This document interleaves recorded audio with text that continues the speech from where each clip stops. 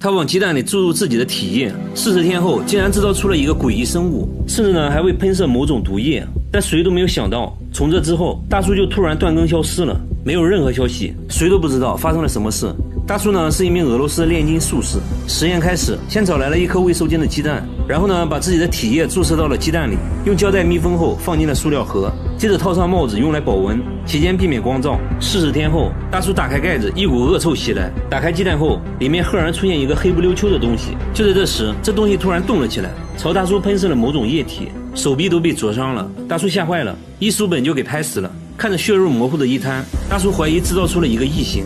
但是呢，他並不放棄，決定繼續實驗，一次性做了5組進行對比。他穿上防護服，逐個打開，結果呢，所有雞蛋除了腐敗以外，沒有出現任何生命體。他也不知道哪個環節出了問題。之後的一段時間，他又做了很多實驗，終於出現了一個看起來很完美的生命體。他把這東西放在水裡飼養，頭部還長出了一個類似觸角的東西。幾天後可以看到，這東西變大了很多，敲擊玻璃還會做出反應，甚至呢開始吃肉。肉丁剛放進去，就被它吸進了體內。更奇葩的是，在給它餵食的時候，竟然有觸電的感覺。用萬用表一測，果然有電。於是呢，大叔給它取名皮卡丘。為了對比觀察，大叔又制造出了另一個不同形態的生命體。這個生命體呢沒有嘴巴，完全靠皮膚吸收營養，體型類似海星，於是給它取名海星。經過幾天的餵養，海星竟然長出了眼睛，眼球還會轉動。大叔決定把皮卡丘和海星放在一個容器裡，看會發生什麼。剛開始呢，他們只是靜靜地待着，互不干擾。但接下來神奇的事情發生了，皮卡丘的頭部和海星的身體融合在了一起，而且呢，皮卡丘也開始放電。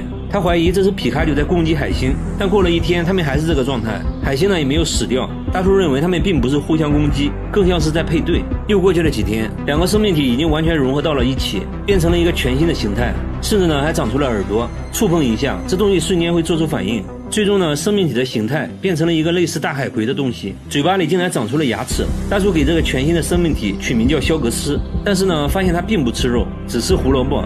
接着呢，又過了幾天，大叔發現肖格斯突然開始吃肉，並且呢，對人類血液的味道非常敏感。隨着肖格斯一點點長大，他開始不間斷地吐出一些液體。為了搞清楚這到底是什麼，大叔對水質採樣檢測，先測量了 pH 值，顯示呢是一種碱性的液體。把液体倒進植物裡，很快呢植物就枯萎了，說明肖格斯吐出的液體很有可能有毒。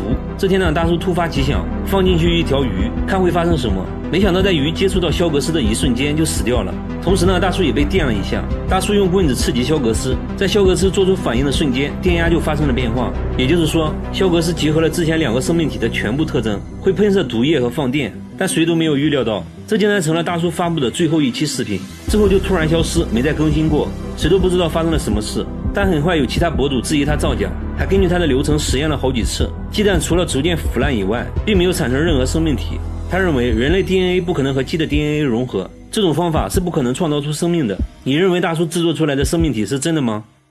只需要把手按在100萬美金上，最後一個把手拿開的就可以獲得100萬獎金。這是國外土豪哥舉辦的不能動挑戰，挑戰過程中竟然還有人尿了褲子。看到最後，我是萬萬沒想到，最後放手的人竟然是他。4位挑戰者都信心滿滿，有人表示起碼堅持個1星期，還有人說今天就算把手砍了，也要拿走這100萬。然而黃衣服的小哥微微一笑，全程呢啥也沒說。很快呢，1個小時過去了，他們看起來都很輕鬆。時間來到第3個小時，仍然沒有人放手。土豪哥準備給他們增加难度，玩起了剪刀石頭布，結果呢沒人上鈎，接着朝他們丟飲料，也都被另一只手接住了。他們輕鬆躲過了所有套路。就這樣又過去了6個小時，4位挑戰者已經有些疲憊了。土豪哥決定給他們投餵食物，但是呢只能用嘴來接，接不到的話還要戴1個小時頭盔作為懲罰。結果呢他們都被戴上了頭盔，簡直雪上加霜。很快9個小時過去了，終於有人憋不住了，黑衣小哥竟然尿了褲子，簡單給他處理了一下，挑戰繼續。1夜過後查看監控，發現了第1個犯規者，紅衣小哥下意識的把手抬起了1秒鐘，沒辦法只能提前出局。不過呢土豪哥給了他1萬美金作為安慰，挑戰繼續。來到了第19個小時，為了激勵他們，土豪哥請來了他們的家屬，給他們加油打氣。此時呢距離挑戰開始已經過去了32小時，他們快要失去意識了。就在這時，黑衣小哥下意識的抬起了手，等他反應過來，為时已晚，慘遭淘汰。作為安慰，土豪哥給了他2萬美金。現在呢挑戰者只剩下了2個人，2人還相互放了狠話。都想要成為百萬富翁。黃衣小哥已經開始規劃未來了。贏了比賽後呢，先買個大房子，再給老婆買個大鑽戒。黑衣小哥則表示要開一家餐廳，再把剩下的錢給父母，讓父母安享晚年。時間來到36小時，戲劇性的一幕出現了。黑衣小哥在極度疲勞的情況下，不經意抬起了手，他突然意識到了嚴重性，心存僥幸的放了回去。這一幕被黃衣小哥看得一清二楚，沒辦法，黑衣小哥也出局了，只得到了3萬美元的安慰獎。堅持了整整36個小時，黃衣小哥成了最後贏家，得到了全部獎金。大廚把牛奶灌進羊肺裡，用來制作當地的豆腐。制作過程極其複雜，據說呢，只有有錢人才能吃得起。小哥嘗了一口，反應非常耐人尋味。要制作這種美食，第一步先和麵，然後呢醒發半小時。接下來把切好的洋蔥倒入牛奶中，再把醒發好的麵團也丟進去，然後呢開始洗麵，一直揉搓20分鐘，把麵筋全部洗出來後，再把牛奶過濾一遍，就得到了充分混合好的牛奶麵粉液體。在气管裡插上漏斗，開始往羊肺裡灌牛奶。每個肺泡裡都充滿了牛奶，整個羊肺肉眼可見的變大，顏色呢也逐漸變成了奶白色。這還沒完，接着呢再加上一勺黑胡椒，然後重頭戲來了，倒入一些花生油，最後用繩子把羊肺綁起來，接着放進鍋裡煮2個小時就可以了。就在等待的過程中，小哥發現這裡的羊很特別，它們的尾巴很奇葩。小哥突然有個大膽的想法，大廚卻表示羊尾巴也可以做一道特色美食。首先把尾巴割下來，均勻切成厚厚的薄片，然後再和羊肉混合在一起，加入各種調味料，攪拌均勻後，大廚取來了一坨大腸。沒錯，接下來就是做香腸，這沒有什麼稀奇的，但接下來的加工過程有點奇葩。把做好的香腸盤在一起，一層層放在烤架上，接着把烤架整個放入吊爐，燜烤1小時。接下來還要用泥巴封口，確保沒有任何縫隙。只需要等待1小時，香腸就可以出爐了。扒開泥巴，一股熱氣就冒了上來，掀開蓋子，香味瞬間撲鼻。把100多斤的香腸抬出來，簡直不要太震撼，一口下去滿口爆漿。這時呢，羊肺也煮得差不多了，撈出切塊，Q Q彈彈的，看着呢有點像豆腐，撒上一點辣椒麵就可以吃了。小哥嘗了一口，表情很是複雜，回味了片刻，直呼這輩子沒吃過這麼好吃的美食。羊肺的鮮和牛奶的甜，吃了就仿佛看見初戀一樣。看着一桌烏茲別克斯坦的奇葩美食，小哥好吃的只會說我去。你學會了嗎？他要挑戰徒手把生雞肉拍熟，沒想到過程中意外不斷，難度大大超乎了他的想象。在拍打了13萬5千次後，看到雞肉變熟的那一刻，感覺一切都值了。廢話少說，挑戰開始。真徒手是不可能完成的，所以呢要先打造工具，模擬人手拍打的效果。原理呢就是把动能轉化成熱能，從而使雞肉變熟。準備完成，開始了挑戰。結果呢還沒拍2下，設備就散架了。他決定對設備整體升級，支架這些呢全部換成鍍鋅鋼材質，給外殼又加裝了保溫泡沫。挑戰呢又開始了。還沒過多久，電梯就冒煙了。雞肉呢看起來也沒有太多變化，但他並沒有輕易放棄。很快呢又研制出了打鬥機 2.0 版本，把電機換成了柴油機，拍打裝置也換成了旋轉的，可以看到效率明顯快了很多。結果呢把雞肉打成了肉泥，他還是大大低估了工程難度。總結原因是因為力道太大，才把雞拍成了肉泥。所以呢現在需要一個速度快力道輕的打肉機。經過不懈的改造，工具終於是改完了。這次他使用了氣凝膠保溫材料包裹雞肉，這樣呢能把熱量損失降到最低。內部再安裝無線溫度計，時刻監控雞肉溫度。接着呢挑戰又開始了，很快溫度就升高到了9度。就這樣一直拍打了幾個小時，來到了5萬次，溫度也上升到了33度。拍打7萬次的時候，溫度就來到了40度。隨着溫度不斷升高，看起來把雞肉拍熟是很有可能實現的。拍打了10萬次的時候，意外呢又發生了，打肉机的螺栓竟然磨斷了。小哥決定先查看一下雞肉的成熟度。剛打開包裝，一股刺鼻的味道襲來，他切下來一小塊想要嘗一嘗，猶豫了很久還是没能下起嘴，只能接受失敗。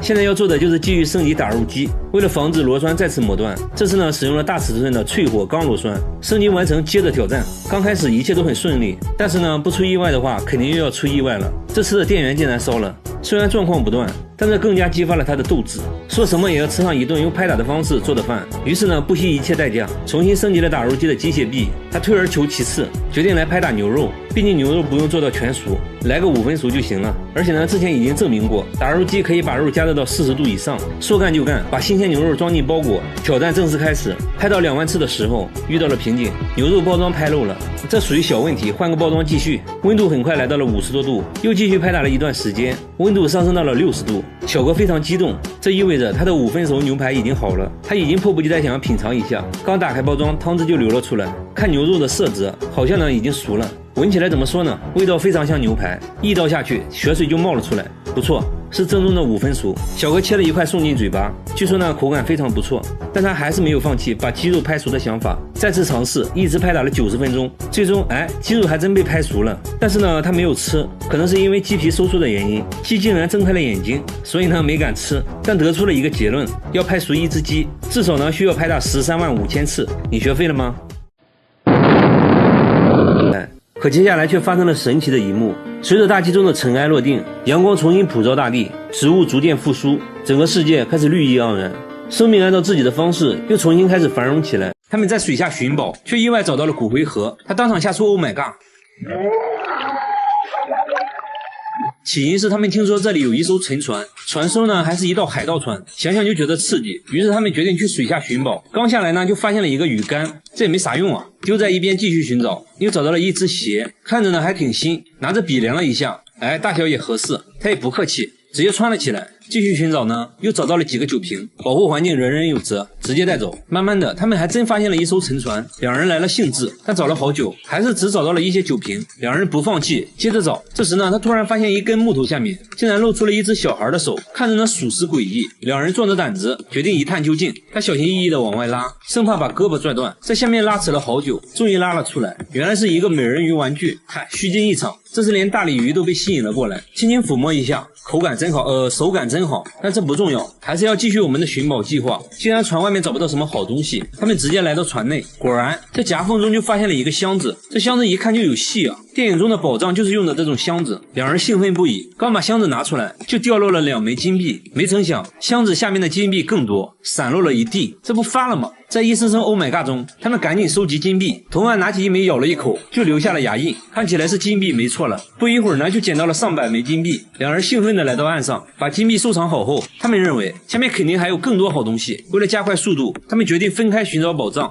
誰都想不到，兩人這一去，差點崩潰，甚至連警察都來了。他剛下去，就在沉船附近搜索，沒一會兒呢，就發現了一個鏽跡斑斑的鐵盒子，掂了一下，分量很重，而且還用塑料袋裝着。他高興壞了，估計呢這裡面可能又是金幣，慢慢掏出來，感覺方方正正的，裡面呢好像還有個盒子。但就在這時，裡面突然洩露了一些粉塵狀的物質，翻個面一看，上面還有字，他掃了一眼，當場嚇尿，這盒子竟然是個骨灰盒，嚇得他趕緊往回游。上岸後跟同伴說了這件事，畢竟第一次遇到這種情況，他們商量了半天，也不知道如何處理，最後呢還是決定報警。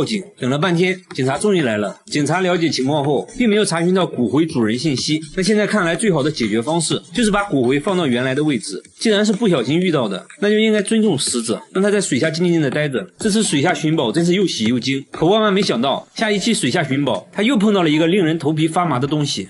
他家的電燈一到半夜就自動亮，房門偶爾還伴隨着咯吱咯吱的怪聲。最後得知真相的大爺，那是欲哭無淚。剛開始呢，大爺以為是老伴上廁所忘了關燈，但老伴卻說自己根本就沒上廁所，兩人也沒在意，關了燈繼續睡覺。可沒想到第二天後半夜，大媽起床上廁所，就發現隔壁房間的燈又亮了。就這樣，老兩口相互埋怨，都說是對方開了燈，畢竟兩人都上了年紀，記性不好很正常。到底是誰忘了關燈還真不好說。第3天晚上，大爺留了一手，睡覺前呢把隔壁房間的燈仔仔細細的給關上了，確認再3才上床睡覺。可當大爺半夜上廁所，隔壁房間的燈居然又亮了，大爺瞬間緊張起來，難道家裡進賊了？他悄悄抄起家伙，找了一圈呢，啥也沒發現，而且家裡東西一樣也沒少。這下大爺更慌了，不是小偷的話那是什麼？這下徹底睡不着了，越想呢越害怕。這還沒完，接下來的每個晚上，電燈就跟定了時間似的，一到後半夜它都會自己亮。為了搞清楚怎麼回事，大爺把燈泡好好檢查了一番，一遍遍的試開關，燈都是好好的，一點毛病沒有。大爺肯定這不是燈泡本身的問題，實在沒辦法了，大爺決定今晚就住在這間房間裡，一刻不離的守着電燈，看究竟是怎麼回事。足足守了幾個鐘頭，就在困得受不了的時候，頭頂上的電燈突然就亮了。又過了一段時間，自己呢又滅了。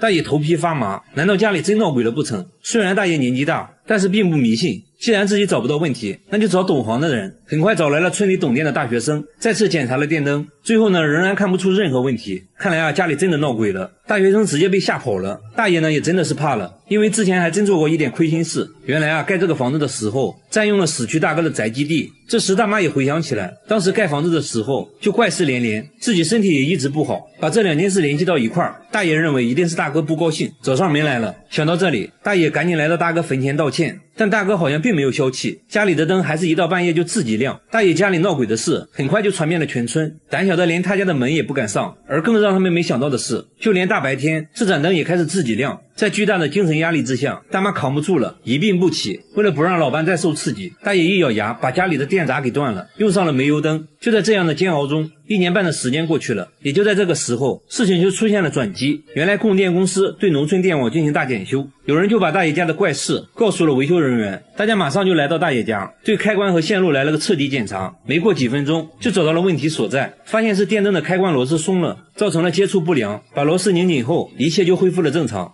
這個泉水裡的魚會嗑瓜子，還會和人一樣吐出瓜子皮，甚至呢還能吃核桃。不僅如此，據說這魚竟然還能長生不老，被當地村民奉為神魚。更加詭異的是，人只要吃了這魚就會生病，即使連貓都不敢吃這裡邊的魚。村裡的野貓路過這裡都會選擇繞道而行。這種種難以解釋的現象讓當地村民對神魚信奉不已，甚至呢有人開始為神魚塑像。乍一看，這些魚和普通的魚並沒有什麼區別。記者好奇地丟進去幾顆瓜子，果然很快就有魚把瓜子吃了下去。然而並沒有發現有魚吐出瓜子皮。過了一段時間後，水面上還真出現了一些瓜子皮。為什麼會出現這種現象？記者四處打聽，卻聽到了一個更驚人的秘密。這魚不僅僅會嗑瓜子，還會定期集體消失。每年一到農曆6月初，神魚就會憑空消失5天，5天一過，這些魚又會神奇的出現。而且魚在生長的過程中，身體會慢慢變彎曲，形狀異常詭異。對於這些魚究竟從何而來，當地人都說不出個所以然。為此我們找來了水產專家，希望專家能給出合理的解釋。一來到神魚泉，專家便給魚餵起了瓜子，很快水面上就冒出了瓜子皮。由於很多細節沒辦法看清楚，專家決定撈上一條仔細觀察。然而呢，神魚特別靈活，撈了半天一條也沒撈到。不過在打撈的過程中，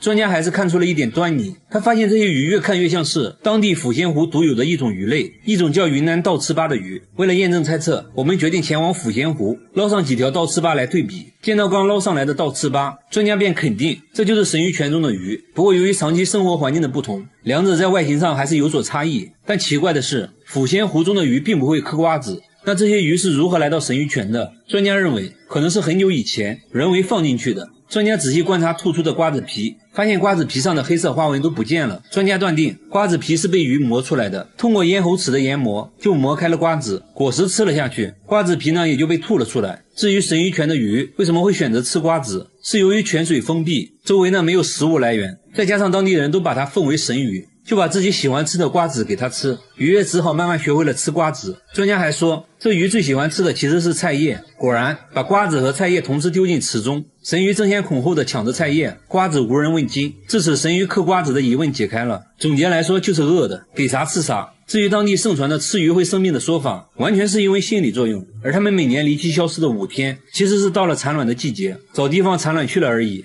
他家的牆壁溫度高達60度，冷水潑在牆上，立馬就冒出滾滾熱氣，還伴隨着吱吱的聲音。無論潑多少次冷水，都無法使溫度降下來。不小心碰到，都能把手燙個水泡。奇怪的是，其他牆面都不熱，唯獨雜物間的這面牆發熱，而且呢，只有局部一小塊發熱。他趕緊打開雜物間一探究竟，沒想到啊，門一打開，卻讓他大吃一驚，一股熱浪迎面襲來。仔細觀察後發現，這些熱氣正是從牆面上散發出來的，而且溫度比外面的還要高，竟然達到了80度。住了幾十年的房子，從未出現過這種現象，真的是活見鬼了。他在屋裡研究了半天，幾根電線引起了他的注意，部分電線已經沒有了絕緣皮，他懷疑是漏電造成的這種現象。想到這裡，他趕緊拉下了電閘，沒想到幾個小時過去了，牆壁依然非常燙手，很明顯並不是漏電導致的。時間一晃就過去了10多天，這期間他想了很多方法，甚至每天晚上都會提一桶冷水潑在上面，然而溫度依然是居高不下。更讓他擔憂不已的是，自從牆壁出現高溫後，他17歲的女兒經常出現頭暈頭痛的現象，而且家裡的雞鴨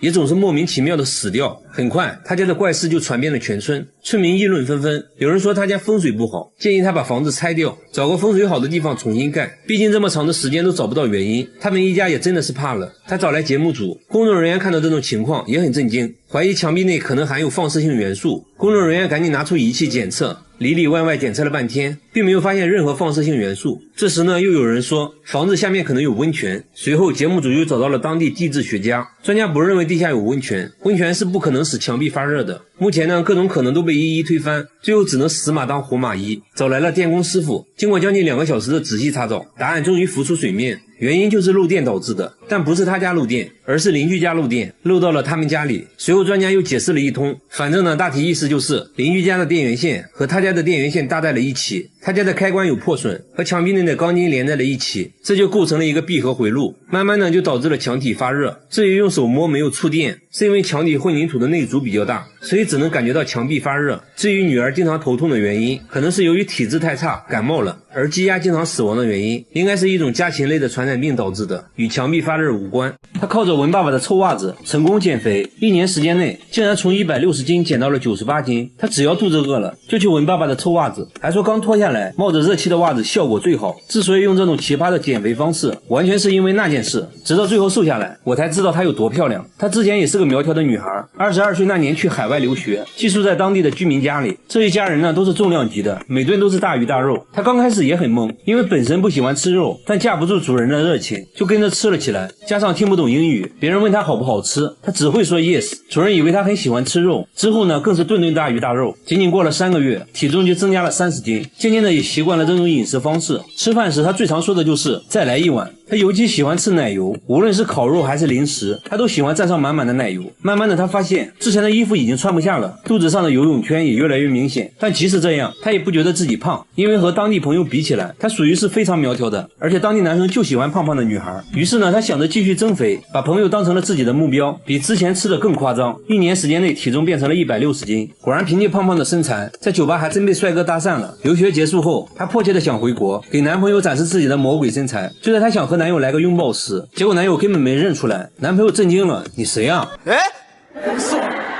隔天男友就提出了分手，理由呢也非常直接啊，你太胖了。他終於明白自己這不叫微胖，而就是胖，發誓要減肥。於是呢開始運動，接着控制飲食，堅持了沒幾天，實在餓得受不了了，就在放棄的邊緣，突然傳來了一股惡臭。抬頭一看，就看到了爸爸的襪子。有這麼臭嗎？拿過來一聞，差點暈過去，瞬間就沒了食慾，還不停的想吐。他突然靈光一現，通過聞臭襪子來控制食慾好像還不錯。於是只要肚子餓了就去聞爸爸的臭襪子，剛脫下來的襪子效果最好，聞一下能頂一整天。再後來呢，他把臭襪子隨身攜帶，父母吃飯他就聞臭襪子。就這樣堅持用聞襪子的方式減肥，1年時間內他從160斤減到了98斤。之前的褲子穿在身上足足大了一大圈。但是大家不要模仿，這只是他個人的減肥方式，不一定正確，也並不適合所有人，搞不好還容易肺部感染腳氣。減肥呢量力而行，健健康康最重要。他後背上竟然長了一個腦袋，還變得越來越大，摸起來呢軟軟的，感覺裡面好像有東西在動，但誰都不知道裡面到底是個什麼東西。然而醫生的一句話讓所有人大驚失色，直到最後把腦袋切開，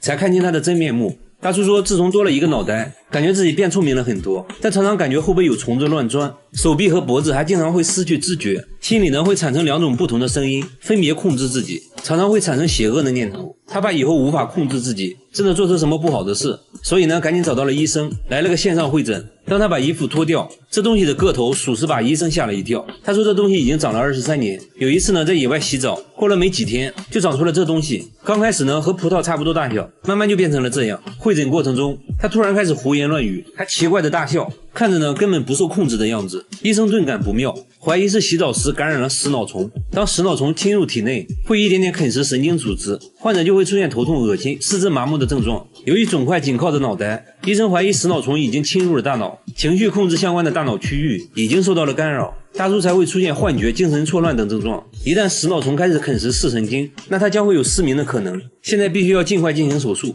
看看這個腦袋裡到底有什麼。醫生還想問一些關鍵的信息，但大叔依然不停地胡言亂語。這時大叔的兒子走了過來，醫生趕緊讓兒子把他控制住，等大叔穩定下來後趕緊送來醫院。隔天大叔來到醫院進行手術，醫生經過細緻的計劃和準備，手術就開始了。把腦袋割開後，接着就流出了一坨白花花的東西，看着非常像奶油。不過還好，醫生並沒有發現食腦蟲，看起來只是普通的脂肪瘤而已。處理完畢，縫合傷口，慢慢的就可以康復了。假如你乘坐的飛機不幸發生了空難，如何在空难中幸存？做好下面6點建議。可以提高你的生存幾率，尤其呢是最後一個。第一點，盡量選擇大型客機，因為同等風力下，噸位更重也更加平穩。建議你在飛行前盡量穿全棉緊身的衣服，如果發生事故，寬鬆的衣服很容易被掛住，而牛仔褲和襯衫可以避免你受到尖銳物體的傷害。據統計，68%遇難者的死因都是因為火燒或者濃煙。棉質衣服不像化纖材質容易燃燒，而且呢全棉布料沾上水就可以很好的保護呼吸道，防止吸入濃煙。鞋子呢避免穿拖鞋或者高跟鞋，要穿繫鞋帶的那種，奔跑中呢不容易脫落。第二點，選擇安全的座位，不同座位的生存幾率和飛機落地的姿勢有直接關係，但通常最好的選擇是盡可能坐在後面。有統計數據表明，過去35年飛機事故中，飛機後排座位的死亡率為 32%， 中間位置是 39%， 前排呢是 38%， 而且呢过道比窗邊更安全，因為它離引擎和油箱更遠。但無論坐在哪裡，你都需要知道緊急出口的位置，這樣呢即使機艙內充滿濃煙，你也能準確的找到它。坐在緊靠緊急出口的位置，也會大大提高你的生存幾率。第三點，雖然你可能聽膩了，但起飛前的安全須知一定要認真看完。起飛後的前3分鐘和降落前的8分鐘是整個飛行過程中最容易發生事故的時間，要時刻保持清醒，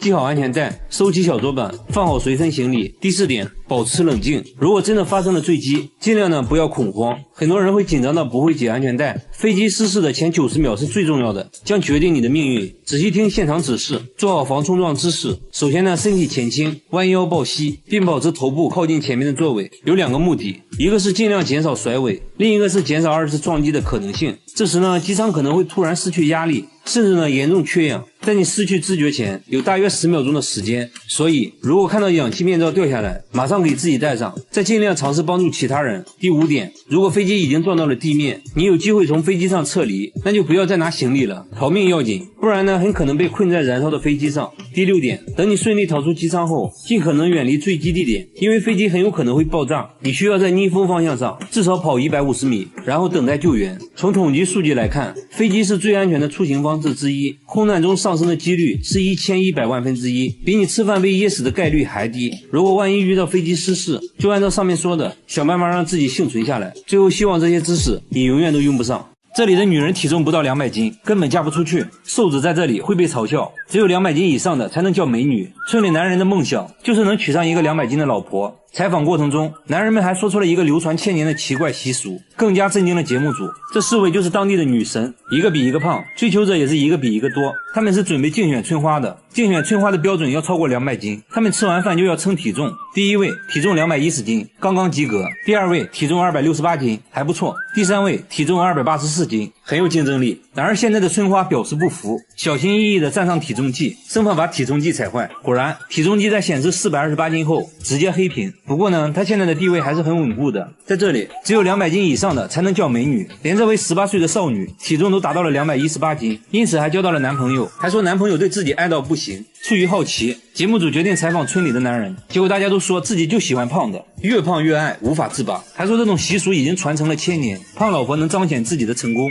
可以到處炫耀。他們這裡信奉一句話，老婆要娶胖胖的，生活才會旺旺的。採訪過程中，我們還看到了一對夫妻正在秀恩愛，男人在幫妻子摳頭皮屑，眼神中流露着對妻子的寵溺。接着我們又去了村裡有名的模範夫妻家裡，一進門就看到女人在睡覺，丈夫小心翼翼地把妻子叫醒，還貼心地給妻子塗抹爽身粉，防止起痱子。女人說結婚16年，丈夫一直都是這樣寵自己，感覺自己就像小公主一樣，還說自己結婚前瘦瘦巴巴的，一點都不好看。啥也別說了，直接上秤吧，294斤，果然是標準的美女身材。工作人員想要挑戰下，把300斤的小公主背起來是種什麼體驗？結果呢，差點骨折。女人又向節目組展示了自己的衣服，看着異常肥大，女人卻說這是為了凸顯身材的緊身褲。接着呢，還穿了起來，看得出來確實很凸顯身材。她每天的工作就是吃飯、睡覺、看電視，最常說的話就是飯做好了嗎？丈夫聽到就趕緊去做飯，說娶個老婆不容易，關鍵呢還娶了個這麼漂亮的，自己的老婆肯定要自己疼。女人拍着快餓扁的肚子，焦急地等待着。終於丈夫端來了飯菜，直接端到了妻子面前，趕緊給妻子盛了一盆。妻子接過米飯，大口開造，不一會兒，一盆米飯就見了底，酒足飯飽，拍拍小肚腩，趕緊補個午覺。